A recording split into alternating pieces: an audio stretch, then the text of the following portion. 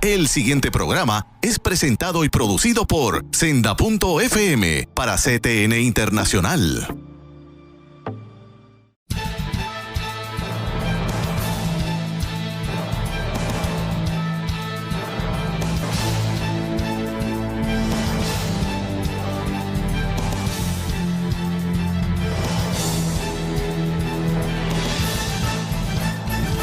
Saludos amigos de Alerta Cristiano, les habla Eduardo García Resach, su amigo ya de 11 años en este programa, como siempre, trayendo los temas que nos tienen que mover, a los cristianos sobre todo, al creyente.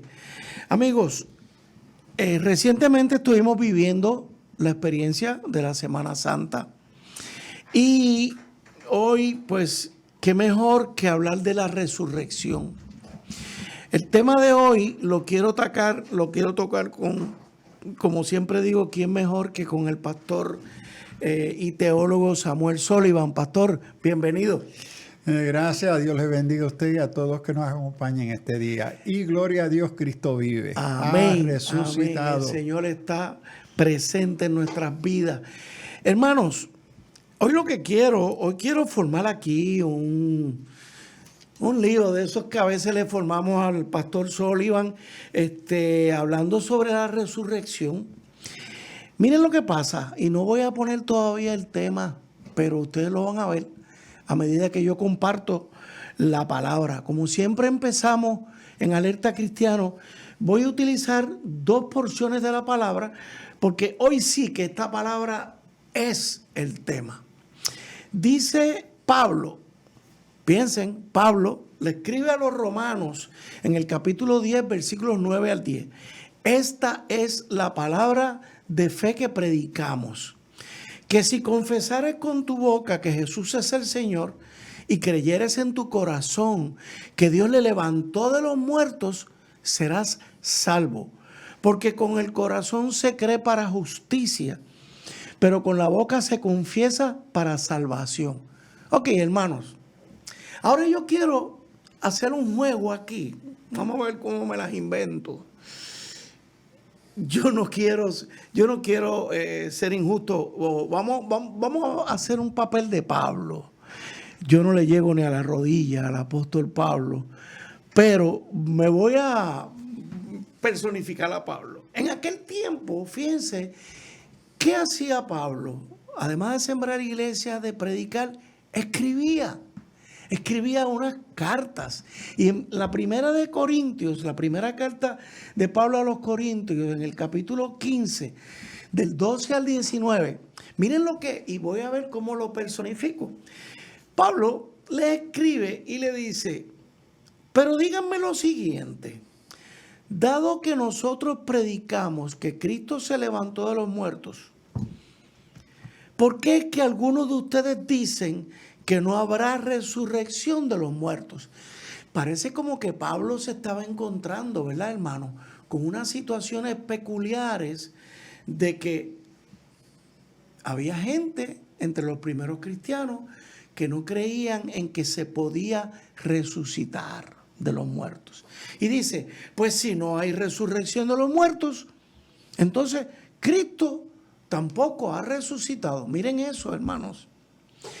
Y si Cristo no ha resucitado, entonces toda nuestra predicación es inútil. Y la fe de ustedes también es inútil. Y nosotros los apóstoles estaríamos todos mintiendo. Wow. Acerca de Dios.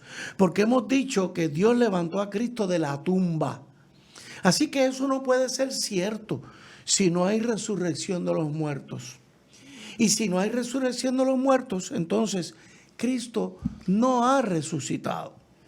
Y si Cristo no ha resucitado, entonces la fe de ustedes es inútil y todavía son culpables de sus pecados. Santo Señor.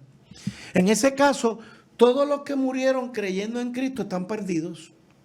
Y si nuestra esperanza en Cristo es solo para esta vida, somos los más dignos de lástima de todo el mundo. O sea, Pastor Sullivan, ¿la resurrección de Jesús es un engaño o es historia? ¿En qué quedamos? Hermano, ese es el tema del programa de hoy. ¿La resurrección de Jesús es un engaño o es un hecho histórico? Bueno, primero, la resurrección es un evento no negociable para la fe cristiana.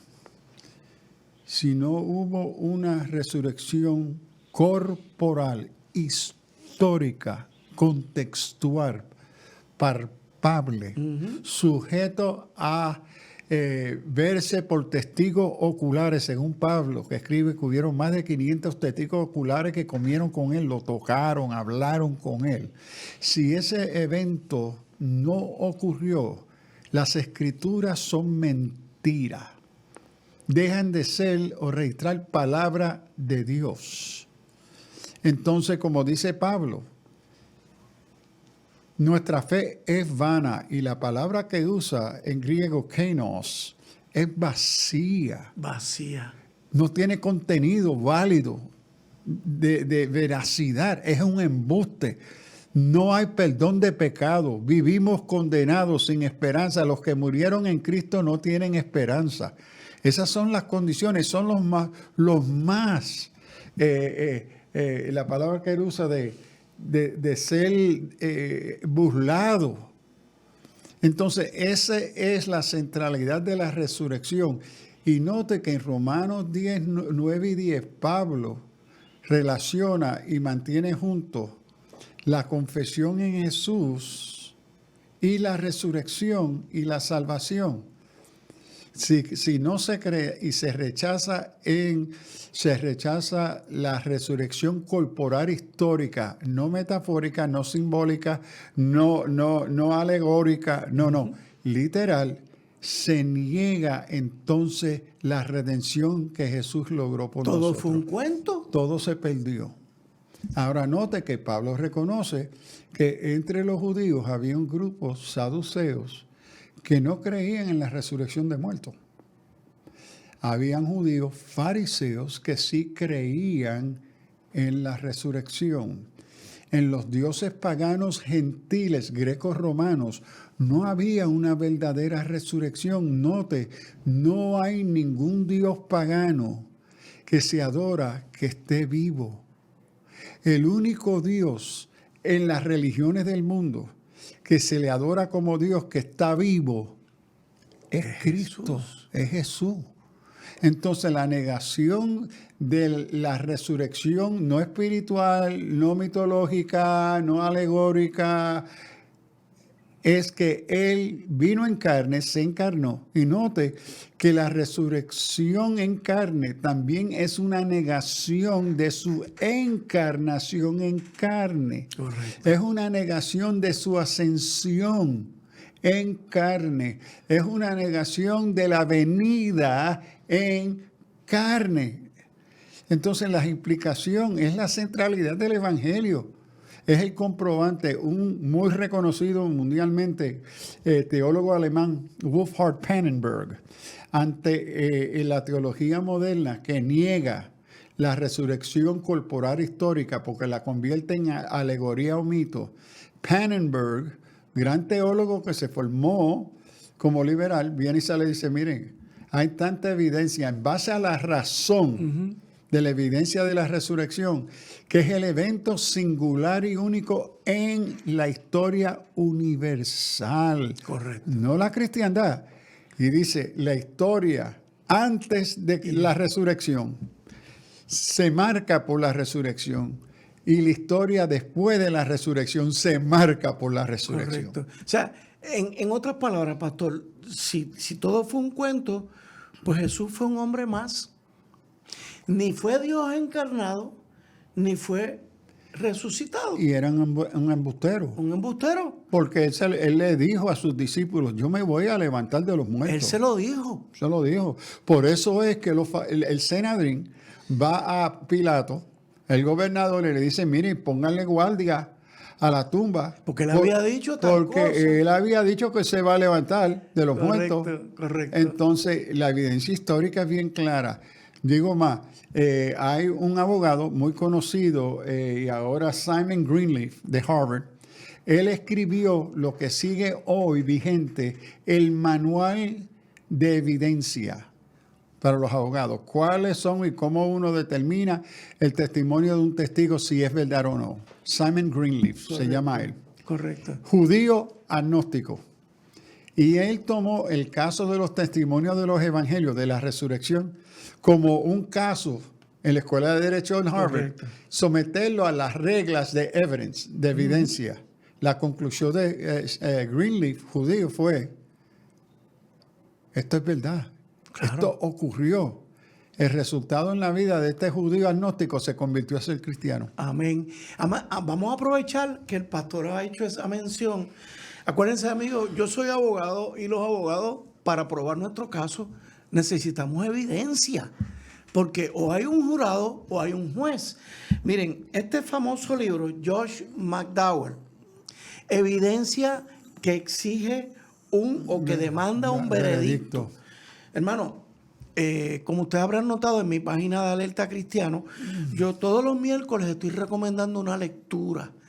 Y este es uno de los libros que estamos recomendando y por primera vez lo recomiendo aquí en el programa. Y también les recomiendo, esto es un periodista, Lee Strobel, que se dio el caso de Cristo. Lo mismo, evidencia, una investigación exhaustiva. Ha escrito otros libros, el caso de la resurrección, el caso de la Navidad. Tiene 10 libros. Hermano, un libro que nos leamos al mes, para aquellos que les guste más la lectura, uno a la semana, sobre estos temas, los guardan en sus casas, los tienen de referencia. Así que, hermanos, gran parte del problema que tenemos con la apologética cristiana en estos tiempos, amigos, es que no sabemos dar razón de nuestra fe. La fe nos lleva a buscar, nos lleva a crecer, a sostener nuestras posturas. Así que, ¿cómo vamos a enfrentar el mundo si no sabemos dar razón de lo que creemos? ¿Cómo le vamos a explicar a un no creyente de un Cristo, de lo cual hasta en los seminarios se está diciendo que es un hombre? Y note que la defensa de vuestra fe da razón. Pedro está acudiendo no al emocionalismo. Tristemente, la ignorancia de la palabra lleva a intentar defender la fe en base a la experiencia. Correcto. Pero una experiencia vacía de la palabra es simplemente una evidencia subjetiva. Así es. Entonces hay razón, y Pablo y Pedro usan las palabras, es la reflexión crítica, cognoscitiva, inteligente. Sí, amigo, con esta introducción hacemos una pausa y enseguida volvemos. Alerta Cristiana.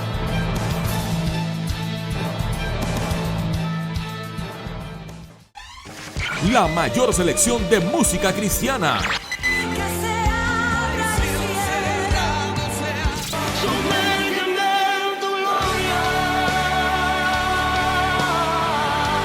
La mayor selección de música cristiana. 24 horas la tienes aquí en Senda FM. Sonido que levanta y restaura.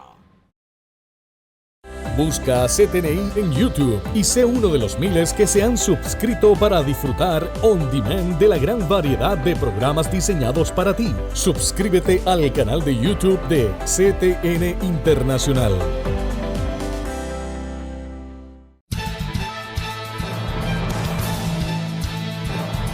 De regreso con ustedes, amigos. Vamos a la tumba vacía. Vamos a empezar por ahí, hermanos. ¿Cuáles son las excusas, pastor, que se utilizan en esa argumentación? Bueno, hay varias excusas que los pensadores liberales que rechazan la resurrección corporal, Ajá. porque sí la aceptan como mito, como cuento, como alegoría. Mito, pero no como una resurrección histórica palpable. Una de las razones que dan es la teoría del womb, que lo que dice es que Jesús nunca murió, que lo pusieron en la tumba, pero él no estaba muerto. Estaba vivo. Que lo que sucede en la tumba es hipotermia, que cuando sellan esta cueva ocurre que baja la temperatura. La temperatura entonces es lo que usa hoy en ciertas cirugías del cerebro. Al paciente se le pone un baño de hielo para bajarle la temperatura lo más posible, porque ayuda a recuperar el cuerpo, etc. Entonces usan este concepto de swoon, que él no murió. Y como no murió, él entonces se salió y lo vieron a él, pero no era porque él había muerto. ¿Usted me va a decir eso, pastor, después de tanto que le dieron, que lo latigaron? Los clavos, que 6 horas en la traspasaron? cruz, se desangra una espada por el pecho, el corazón. Usted tiene que tener más fe que yo para creerle eso. O sea, para creerle ese embuste hay que tener más fe. Es zoom. Entonces, si él no estaba muerto, ¿cómo él va a mover la piedra de 2 toneladas? Que era la costumbre.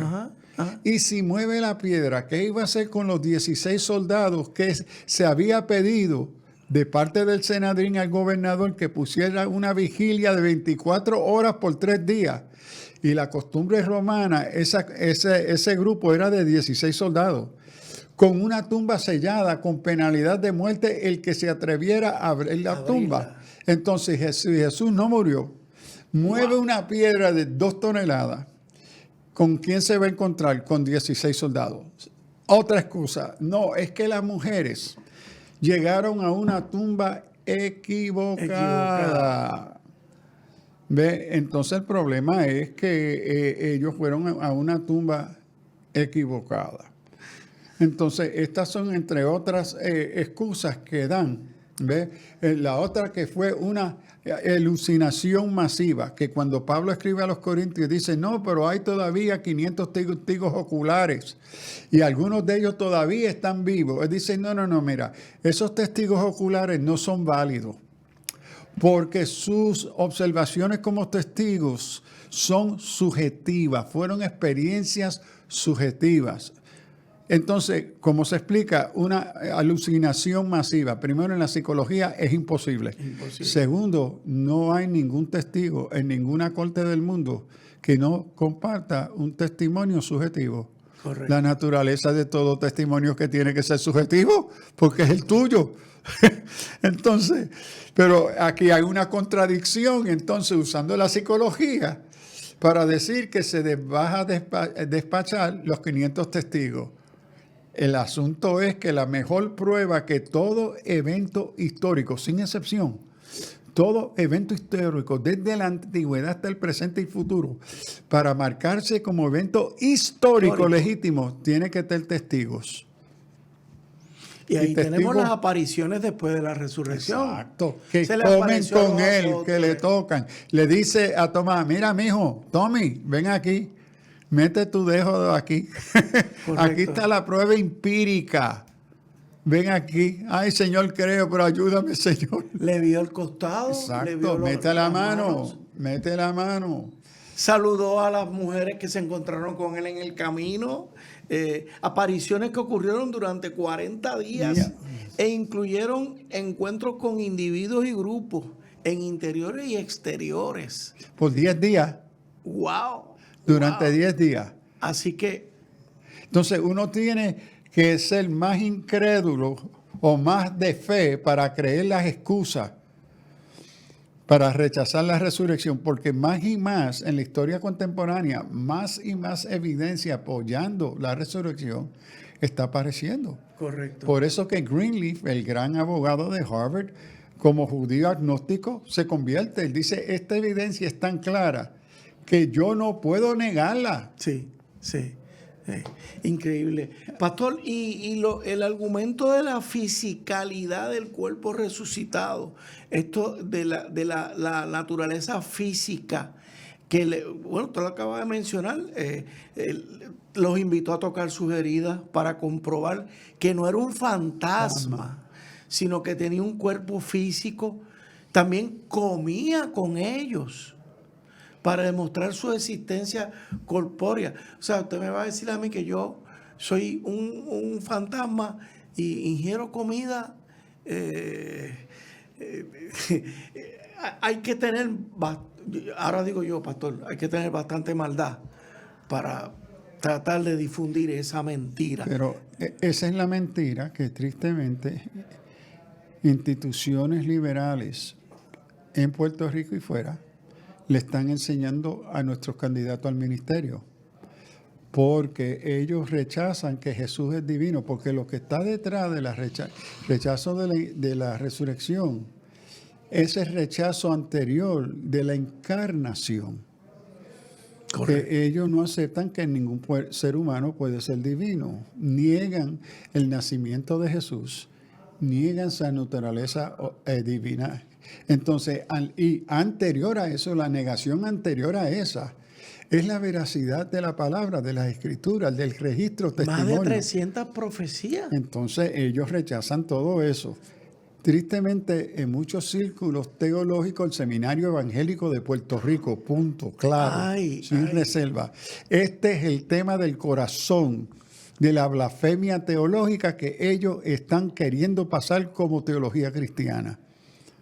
Ellos el rechazan. Seminario Evangélico de Puerto Rico, nombre y apellido, ¿ok? Wow. Niega la encarnación de Jesús, el Dios hombre. Niegan la autoridad y naturaleza divina de las Escrituras.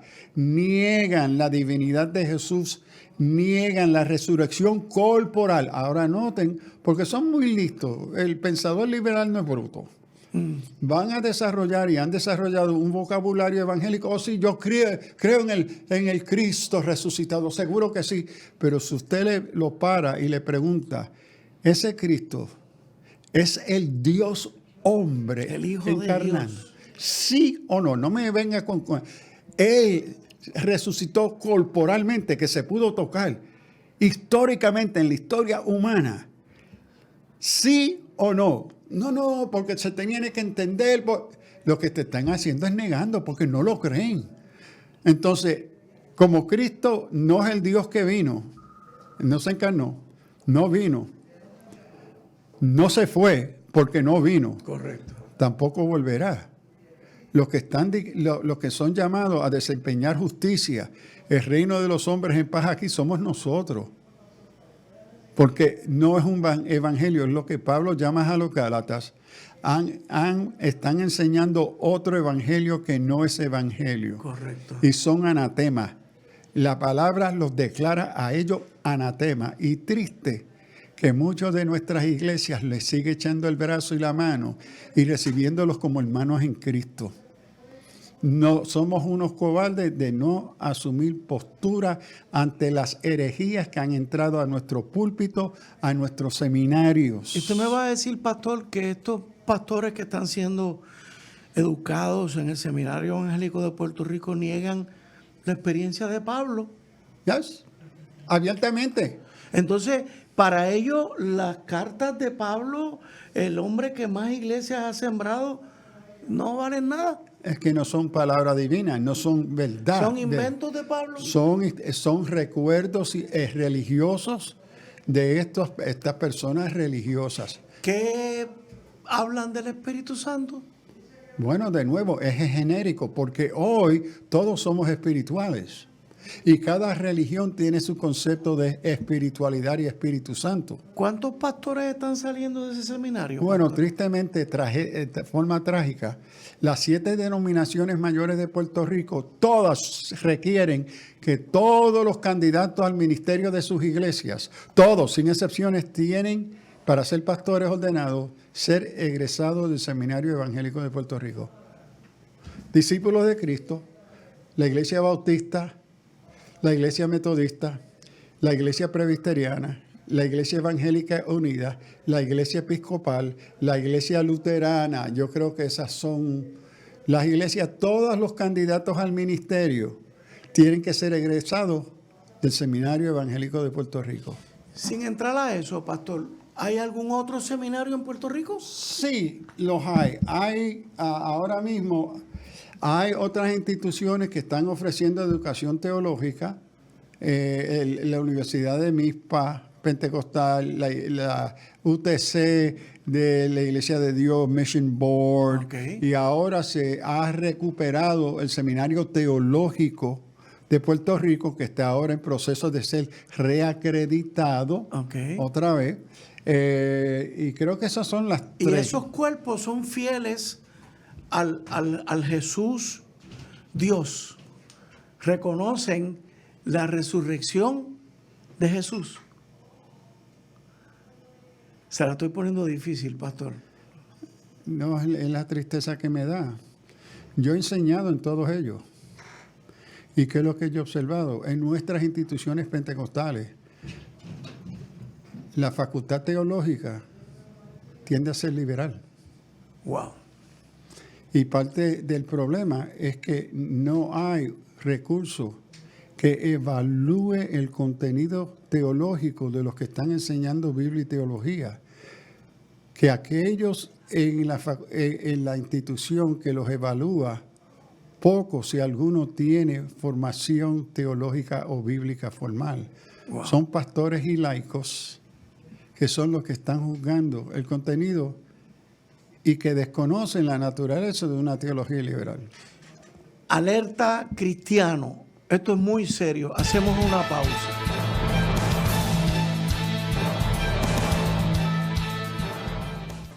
Busca CTNI en YouTube y sé uno de los miles que se han suscrito para disfrutar on demand de la gran variedad de programas diseñados para ti. Suscríbete al canal de YouTube de CTN Internacional.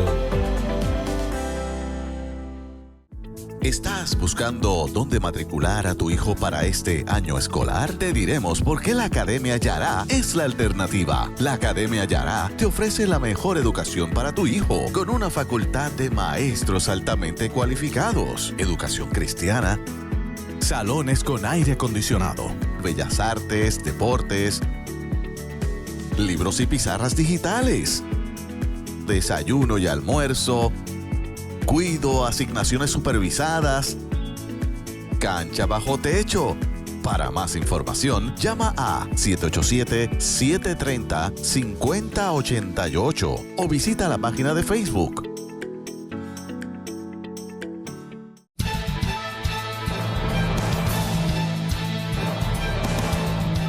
De regreso, hermanos de Alerta Cristiano, estamos en presencia de un asunto muy, muy crítico.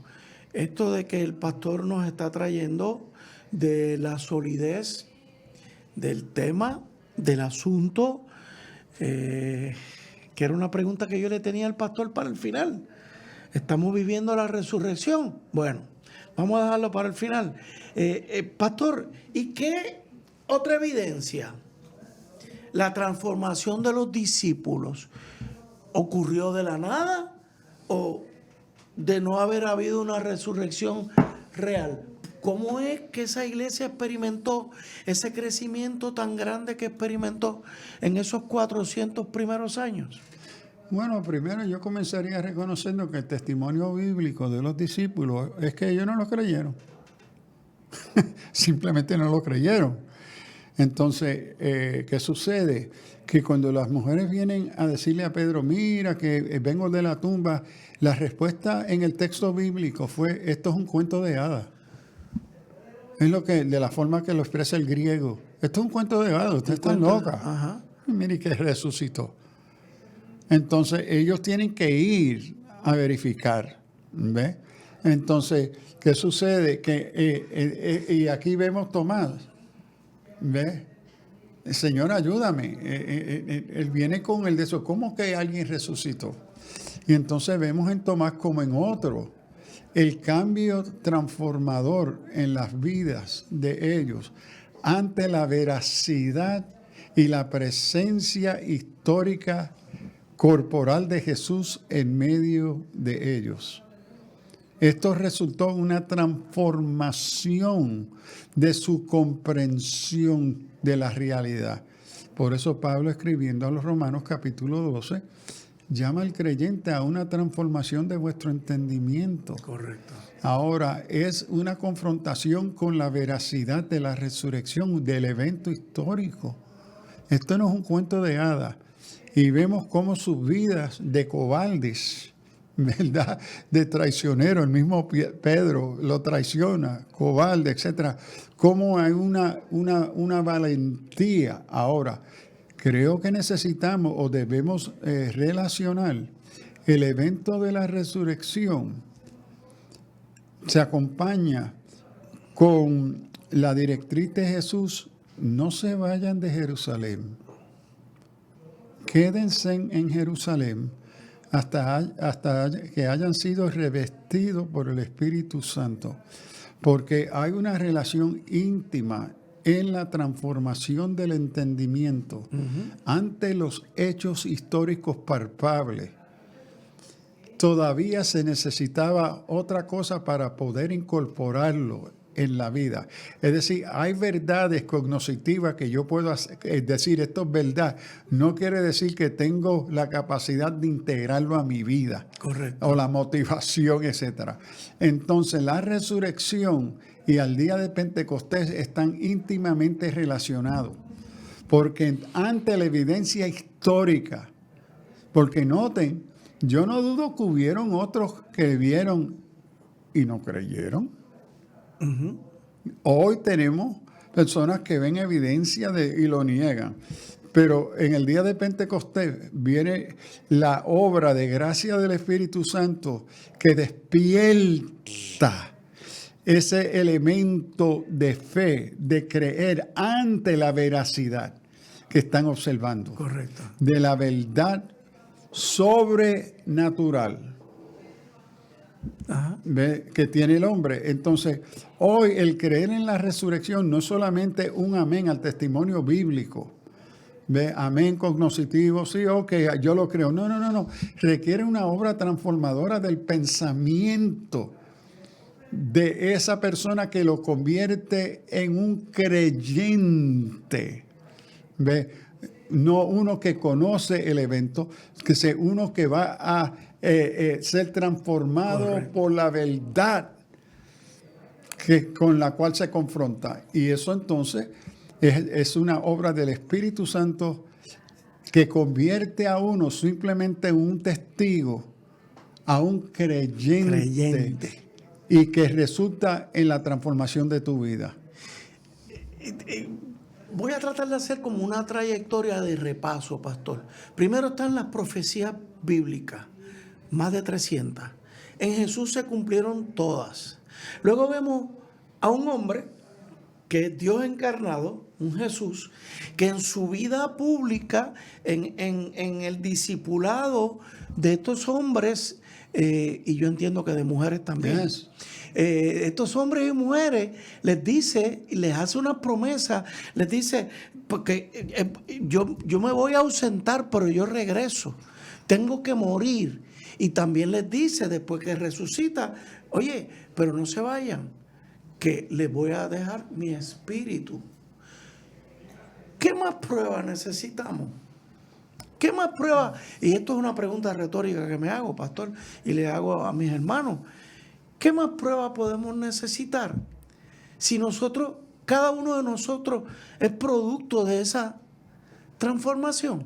Bueno, yo creo que la pregunta ¿cuál más pruebas? Es importante, no simplemente retórica, porque a la verdad me parece que la Escritura establece que la prueba sola no será suficiente. ¿Cuánta prueba tenemos que el mundo no es plano? Y todavía hay quienes dicen que Hay el mundo es plano. sociedades de estudio del mundo como plano. Sí. ¿Cuánta prueba necesitamos que nosotros llegamos a la luna? Mi abuelo le decía eso, cabeciduros. Entonces, ¿qué sucede? La Escritura, me parece, reconoce que ante la evidencia empírica, cognoscitiva de nuestra inteligencia, Nuestra inteligencia, el testimonio de la palabra ha sido distorsionado, desfigurado por el pecado. Entonces, la veracidad de una evidencia todavía es incompleto por la naturaleza de la deformación cognitiva, inteligencia del pecado. Por eso nos da Pentecostés, por eso nos da el Espíritu Santo, que es el que viene a restaurar esa capacidad, inteligencia cognitiva, con la obra del Espíritu Santo, que desea restaurar aquello que Dios compartió con nosotros cuando nos creó a su imagen y semejanza. Entonces, solamente, y personas como Strobel y otros le van a decir que evidencia nada más no va a convertir a nadie. Correcto. Es importante. Es la obra del Espíritu de nosotros. Se requiere que se acompañe la obra de convicción, de transformación de esa información a una veracidad transformadora de la mente y el corazón. Y eso es una obra sobrenatural, porque ante la deformación del pecado del ser humano, se requiere una obra sobrenatural que empuje, que eche fuera, ¿verdad?, esa deformación, que restaure esa capacidad de reflejo de Dios en la inteligencia del ser humano en su creación. Entonces, los hechos nada más, los grandes científicos hoy de la naturaleza que niegan. Y uno dice, pero ¿cómo pueden negar el sentido común? El problema es que el sentido común en inteligencia está deformado por la condición de pecado. ¿Y qué es lo primero que la psicología moderna rechaza? El pecado. Es que no existe tal cosa como que el ser humano es pecador. La psicología dice que el hombre es bueno. Entonces seguimos viviendo en un mundo que rechaza que su condición natural está bien, lo que la Biblia llama pecaminosa, es normal, y la es, porque el pecado ha deformado lo que Dios creó en esa capacidad de inteligencia, la capacidad moral, la capacidad histórica, la ha deformado. Por eso se requiere, por eso creo, él le dice a los discípulos, no se vayan todavía. Todavía falta otra obra de parte del Espíritu Santo. Correcto. Que se una al testimonio para poder de veramente convencerle a ustedes que estén dispuestos a morir por esta verdad. El martirio. Y sumado a eso, la promesa de Jesús de que yo estaré con ustedes todo el tiempo, hasta el final de los tiempos. Yo le digo, pastor, en el mundo de los abogados las evidencias son tan contundentes cuando se tienen. Pero en el caso espiritual, y aquí yo no sé ni cómo decirlo, pero en el caso espiritual, donde uno lo está viviendo, ¿cómo negarlo? Bueno, es interesante que en los casos legales, hasta cierto punto, no es cierto. ¿Qué? Es decir, que la evidencia puede ser tan contundente que no se puede negar. Eso bueno, se puede creer otra cosa. No. Es el asunto. Y lo vemos en varios casos de jueces. Por ejemplo, cuando se trajo el caso Philadelphia sobre diseño inteligente, ¿qué fue la base científica inteligente que el juez usó? Lo que él ha aprendido en la universidad de lo que constituye la validez de la ciencia, que es un modelo secular. Correcto. Entonces, como se le estaba presentando otro paradigma, él simplemente lo rechazó en base a la media verdad que le enseñaron en la universidad como abogado. Sí, pastor, lo que pasa es que por eso es que dije que no sé ni cómo expresarlo. En el caso del cristiano, en el caso de usted, mío, que hemos experimentado la obra del Espíritu Santo en nuestras vidas, ¿cómo negarlo? O sea, eso fue lo que experimentó Pablo. Porque la mente de muchos, mi observación y opinión, de muchos sentados en nuestros templos, líderes, pastores, maestros, hermanos, sus mentes no han sido formadas por el Evangelio. Los 12 años en la escuela, los 4 años en la universidad, los 4 años graduados. Esa mente no ha sido formada por la palabra, ha sido formada por supuestos y paradigmas contrarios a la verdad de la palabra. Wow. Entonces creemos que porque ellos escuchan el Evangelio, que los criterios que están utilizando para evaluar lo que se predicó el domingo, que Cristo ha resucitado, no es el criterio bíblico, es el criterio secular. Ok. Hermano, ya vamos al cuarto segmento, hacemos una pausa. Alerta cristiana.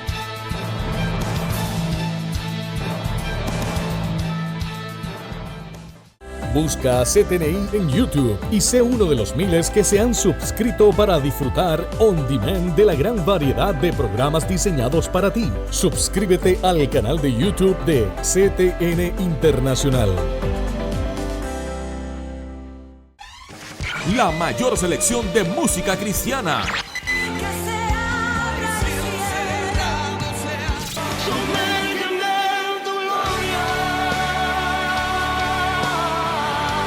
La mayor selección de música cristiana.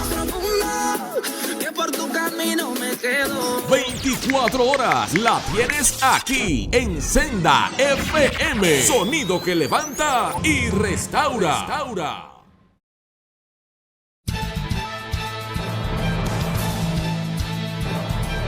De regreso con ustedes, amigos.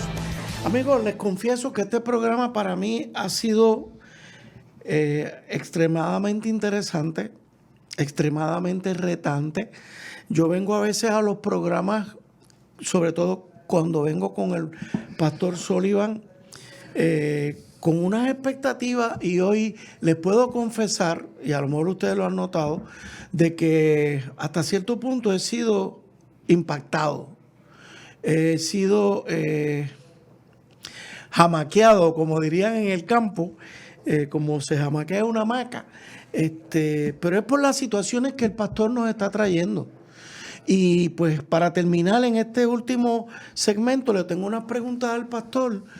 Pastor, dentro de esa realidad que hemos visto hoy, ¿cómo yo resuelvo cualquier duda que yo pueda tener sobre estos hechos de la resurrección cuando todo allá afuera, la psicología, la política, la ciencia, y me duele decirlo, hasta los mismos pastores o maestros de la iglesia me dicen lo contrario? Bueno, primero, antes, es una importante pregunta, pero antes de llegar a ella, pienso que necesito ser claro de algo que dije anteriormente de los seminarios. Uh-huh. No estoy promoviendo y nunca he sido un promotor del fundamentalismo. Explique lo que es fundamentalismo. Fundamentalismo es una lectura ultraliteralista, legalista de las escrituras. No promuevo ni creo en ese acercamiento. Yo creo en una apertura crítica, bíblica, histórica, cultural, contextual, etcétera, multidisciplinaria. Entonces, pero aquí tenemos que ser claros como creyentes y para la iglesia, ¿cuáles son los supuestos, los axiomas fundamentales que nos identifican como cristianos? Y cuando esos axiomas, esos supuestos fundamentales se niegan, se rechazan, pero que los niegan y rechazan desean seguir llamándose cristianos, son lobos en medio de las ovejas. Okay. Entonces me refiero que en esas instituciones hay aquellos, y no todos, que se llaman cristianos, pero son lobos, porque niegan los principios, los supuestos fundamentales y nos identifica históricamente con la persona de Jesús como el Cristo, el Dios hecho hombre, el Cristo resucitado que viene, volverá. Y cuando esas instituciones, por razones filosóficas, teológicas, políticas, culturales, religiosas, niegan esos fundamentos bíblicos, porque el fundamento y el supuesto axioma fundamental, esencial, es las escrituras y su naturaleza y propósito. Cuando esas se niegan, entonces tenemos otro evangelio.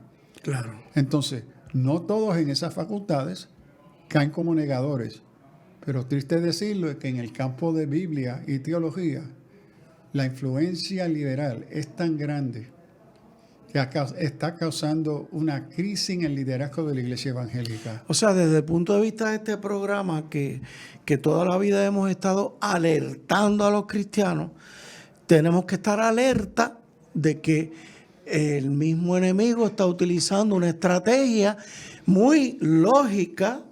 Si yo quiero destruir la iglesia, es penetrar en sus maestros unos sistemas, unas enseñanzas, de tergiversar la verdad que nos trae la Biblia, la verdad que es Jesucristo, la verdad de la resurrección, etcétera, etcétera. Y eso es el primer paso a la respuesta o a la pregunta que plantea.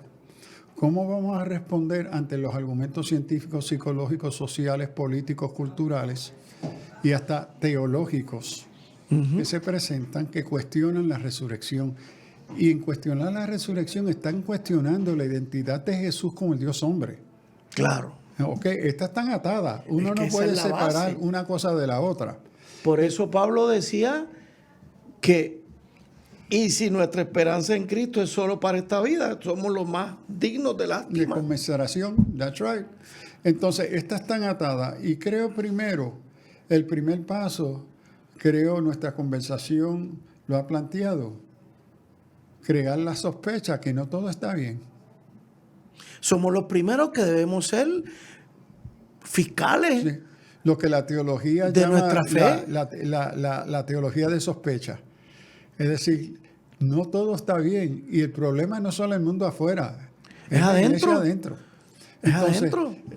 Crear conciencia, pero espérate, necesitamos mirarnos. Necesitamos mirarme. Yo necesito cuestionarme como creyente hoy. ¿Creo yo en la resurrección histórica corporal de Jesús? Yo te invito a hacerse usted la pregunta, no a otros, no a los profesores, no a los pastores. Correcto. A usted mismo como creyente. Y si no es creyente, ¿por qué no cree? ¿Cuáles son esos factores? Pregúntese, ¿qué recursos me ayudan a determinar si esto fue o no fue? Porque sé lo que me dice la historia secular, lo que me dicen los políticos, ellos me dicen que no. Pero ¿a dónde me está diciendo que sí? Porque el otro problema es el analfabetismo cristiano, que conocen de oído la palabra, pero no se han comprometido a ser estudiantes de la palabra. Entonces, ¿cómo vuelve a la raíz del reclamo? El reclamo está en las Escrituras. ¿Tiene tiempo para los juegos, para las novelas, para el deporte, para los anuncios políticos en los periódicos? ¿Cuánto tiempo tú pasas ante tu duda de la resurrección y de quién es Jesús? Ante el testimonio escrito de quién Él fue y qué fue lo que hizo, ante el testimonio de otros que lo conocieron, que compartieron su experiencia de ellos con Jesús.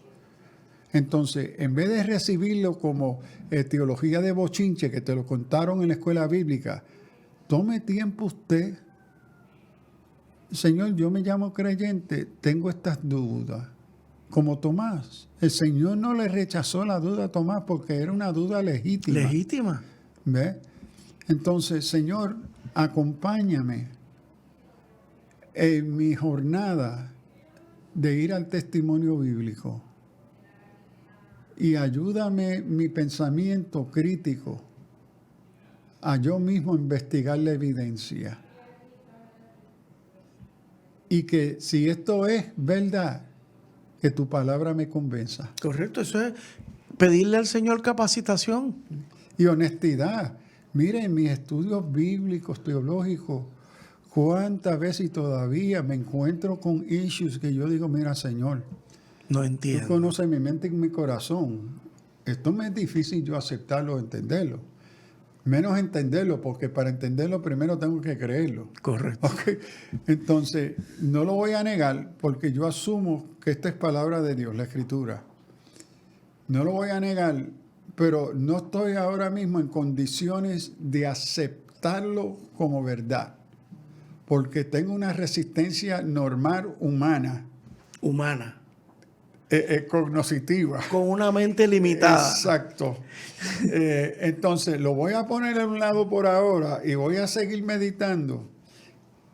Y dame la oportunidad para volver a ella otra vez cuando yo esté mejor capacitado y que tú me ayudes a descubrir la veracidad de aquello que todavía yo no capto. Entonces yo intento mantenerme en una honestidad ante el texto. Yo soy Tomás. Hay cosas que yo dudo y el Señor no me dice no dudes. O las dudo o no las entiendo. Él me da la evidencia. Me dice, toma, aquí te traigo la evidencia empírica, mete la mano. Aquí yo estoy. Entonces, yo creo que el creyente es llamado, el que se llama cristiano. Correcto. Ante esta pregunta de la resurrección, ¿quién es Jesús? Ser íntegro y honesto. ¿Tú lo crees? Bueno, yo tengo... Entonces, explóralo. Reconoce tu duda. El Señor no te rechaza la duda. Después que seas sincera, honesta y no una excusa. Entonces, por eso el Señor le anuncia a los discípulos que ellos van a necesitar ser capacitados por el Espíritu Santo para bregar con todo esto. Correcto. Para estar dispuestos hasta morir por esta verdad. Se estaban escondiendo y rechazando a Jesús anteriormente. Ahora, ¿quién va a ser el agente capacitador de iluminar esa capacidad de inteligencia, no solamente de mente y corazón? Es el Espíritu Santo. Correcto. Entonces, Espíritu Santo, como con los discípulos, ilumina este texto a mi mente, convénceme, porque si tú no me convences, yo no lo voy a creer, yo no puedo ser cristiano de aguaje. Entonces es una invitación de una reflexión honesta, íntegra del creyente. Y que entonces ante sus dudas sigue buscando. No te rindas. Sigue. O sea, presentarle al Señor nuestras dudas no es malo. No. Al contrario, Él espera que se las presentemos. El que no ha dudado es porque no ha pensado. Correcto, correcto. Entonces la palabra nos llama no solamente a creer, a pensar sobre lo que creo. Entonces, pastor, si no pasamos por estas etapas, por esta etapa tan grande de honestidad, de apertura, decirle, Señor, no puedo, tengo dudas, ayúdame, ilústrame. ¿Cómo nos vamos a enfrentar al mundo y ser sal y luz en el mundo? Y me llama la atención en tus expresiones, Eduardo, que hay muchos por el ego. Mire, que yo le diga a Dios y que le diga al Espíritu Santo, sí, ¿qué es eso? Pero espérese, si esta es la postura que usted toma con todo profesor de la universidad, usted se sienta como estudiante, o si eres profesor, yo anoche le decía a mis estudiantes, todo lo que él diga, yo lo creo. Mire, esta es la autoridad que yo he usado como guía para este curso. Si ustedes dicen que es brillante, el brillante no soy yo. El brillante es esta doctora en este libro que me ha servido como maestro a mí. Ella es especialista en este tema. Yo no lo soy. Entonces, yo cedo a la inteligencia, a la guianza, ¿verdad? La dirección que este profesor, que es autoridad. Entonces, lo hacemos todos los días en otras cosas. Entonces, pedirle que usted, ante la presencia de Dios, que usted se identifique especialmente como cristiano, que usted no está dispuesto a decir, oh Espíritu Santo, ayúdame. Si tú le pidas ayuda y confianza en 20,000 otras autoridades humanas, correcto, y hasta espiritistas, sí, y adivino, que le pide a otras fuerzas, y entonces te vas a avergonzar. Claro, pastor, pero aquí a manera de cerrar, me dirijo a mis hermanos cristianos. Yo puedo entender, hermanos, que por orgullo yo no reconozca ante otro hombre algo que yo no sé. Pero siendo cristiano, usted me va a decir a mí que yo voy a ser tan orgulloso que no voy a abrir mi corazón a Dios y decirle, Señor, no sé, no entiendo, tengo dudas. Señor, el que me conoce. Porque si yo soy cristiano, yo entiendo que Dios me conoce. Él es mi creador. Tú que me conoces, Señor, mira la duda que tengo. Ayúdame porque yo quiero ser sal y luz en el mundo. De lo contrario, vamos a hacer focos apagados. Vamos a ponerlo así. Pastor, se nos termina el tiempo.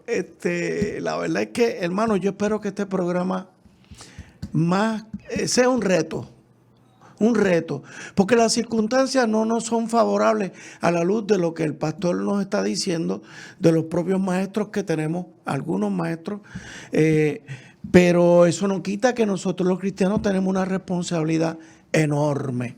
Así que, gracias, pastor. De nada, gracias por Dios le bendiga mucho. El privilegio. ¿Cómo no? Alerta cristiano. El pasado programa fue presentado y producido por Senda.fm para CTN Internacional.